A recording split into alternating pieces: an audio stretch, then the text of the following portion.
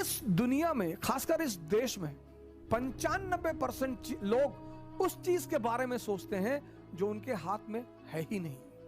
क्या? फल। सर आपको पता ही नहीं कल क्या होने जा रहा है। तो जब हमें कल का पता ही नहीं तो हम आज में रहे। और जितने लोगों ने अपने आज को सुधारना शुरू किया उनका कल बेहतरीन हो गया, क्योंकि जो कल के बारे में सोचते हैं वो आज कुछ कर ही नहीं पाएंगे, और जो पास्ट के बारे में सोचते हैं वो कुछ कर ही नहीं। दो लोग निष्क्रिय हैं। जो कल के बारे में सोचते हैं वो तो थोड़ा बहुत कुछ करेंगे भी, लेकिन जो पास्ट के बारे में सोचते हैं, हमारे पिताजी गवर्नर थे, रहे होंगे, बहुत लोगों के पिताजी गवर्नर थे, लेकिन हमारी जो शिक्षा पद्धति थी, कहानी। विक्रमादित्य जाते हैं, बरगद के पेड़ पर एक लाश को उतारते हैं, अपने कंधे पे रखते हैं, तो लाश उन्हें कहानी सुनाना शुरू करती है। अब सोचिए सर, इस कहानी का मकसद क्या है? सुनिए कहानी और उसका मकसद। लाश उन्हें कहानी सुनाना शुरू करती है कि एक आचार्य थे, उनकी बड़ी खूबसूरत सी बेटी थी। आचार्य के 3 शिष्य थे और तीनों उस लड़की को बहुत प्यार करते थे और तीनों बड़े योग्य थे। आचार्य जी को भी लगता था कि यार योग्य तो तीनों हैं, लड़की को भी लगता था कि योग्य तो तीनों हैं, तो शादी किससे करूं? बाप और बेटी दोनों बड़े कंफ्यूज थे कि विवाह किससे किया जाए।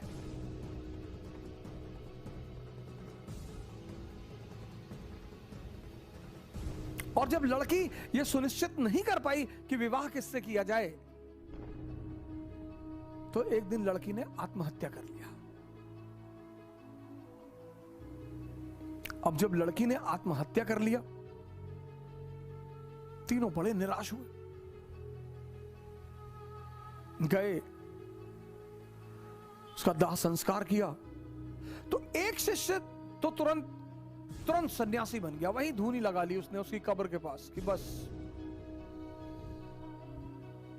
अब जीवन में कुछ करना ही नहीं, जिसको मैं प्रेम करता था वो बचा ही नहीं, तो अब जीवन में कोई सार नहीं, अब सिर्फ तपस्या करनी है और तपस्या करके ही जीवन को त्याग देना है।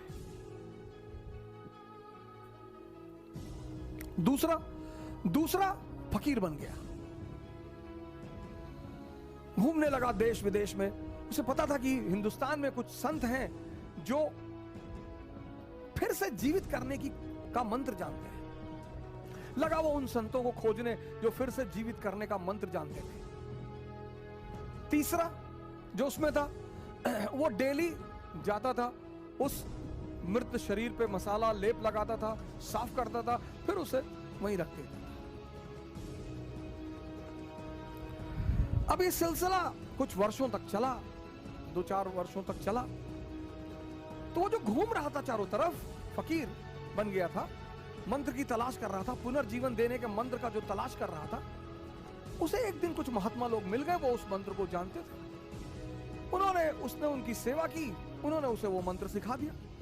जैसे ही उसने मंत्र सीखा, वो भगा वापस गांव की तरफ।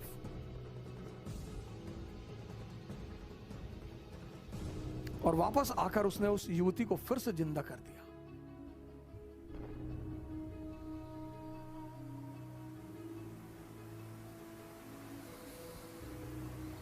जब उसने फिर से जिंदा कर दिया, तीनों दावेदार फिर खड़े हो गए, और अब तो युवती और सुंदर हो गई।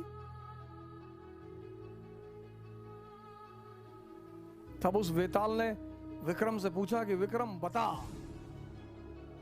कि अब लड़की को किससे विवाह करना चाहिए। अगर तेरे मन में उत्तर आ रहा है और तू जवाब नहीं देगा तो तेरे सर के टुकड़े टुकड़े हो जाएंगे,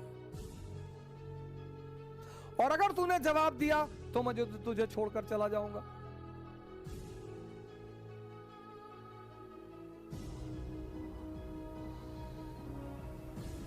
वेताल ने कहा कि अगर तेरे मन में जवाब आ रहे हैं, और ये नेचुरल प्रकृति है, हमारे सामने जब भी कोई परिस्थिति होती है, एक जवाब मन में आता है कि ये कर ले यार।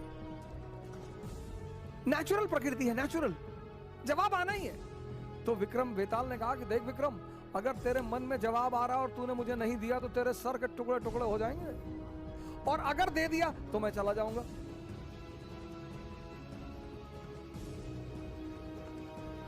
योग्य आदमी भाई, योग्य हो अयोग्य हो, मन में परिस्थिति में अगर परिस्थिति बन रही है तो जवाब आएगा। तो विक्रमादित्य ने जवाब देना शुरू किया। कहा जो मंत्र सीख कर आया और जिसने पुनः जीवन दिया वो पिता तुल्य है। जीवन देना का काम किसका है? पिता का। क्या दर्शन है सर! जीवन देने का काम किसका है? पिता का। तो जिसने मंत्र सीख कर जीवन दिया वो पिता तुल्य है, उससे विवाह नहीं होगा। जिसने उस शरीर की सेवा की 4 साल तक, वो पुत्र का धर्म है। सेवा करना पुत्र का धर्म है, वो भी बाहर हो गया। जिसने अपनी ही जिंदगी दांव पे लगा दी, यही प्रेम की कसौटी है, विवाह उससे होना चाहिए।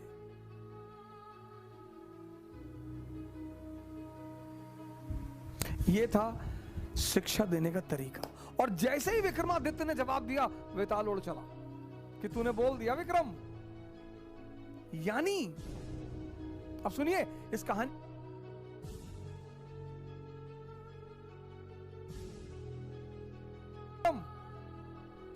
यानी अब सुनिए इस कहानी का दूसरा उद्देश्य क्या है? मौन। परम की जो प्राप्ति होगी वो मौन में होगी, साइलेंस में होगी। इसीलिए हिंदुस्तान में एक वर्ड है मुनि। मुनि मतलब जो मौन हो गया।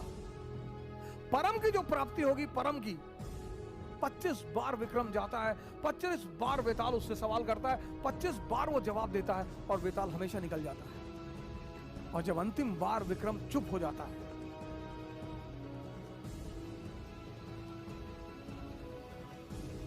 ये थी भारत की शिक्षा पद्धति। मैंने कहा ना, अगर आप पीछे पलटकर देखें भारत के इतिहास को, तो कभी कभी आपको लगा कि यार इतने महान लोग कैसे पैदा हो। तब तो यार ये कोठारी इंटरनेशनल नहीं था, तब तो रेयान इंटरनेशनल नहीं था। गांवों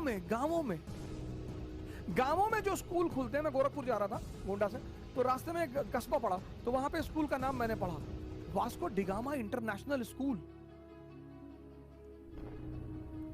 गांव में सर, मतलब नाम का मतलब यह है कि हम अंग्रेज हैं, हम तुम्हारे बच्चों को अंग्रेज बनाएंगे। अंग्रेजी सीखना बुरी बात नहीं सर, किसी भी भाषा को सीखना बुरी बात नहीं है, लेकिन अपनी संस्कृति को समझे बिना अगर हमारी देश की 95% जनता ध्यान और योग कर रही होती ना सर, कोरोना कुछ नहीं कर पाता। लेकिन हमने तो मजाक उड़ाया सर।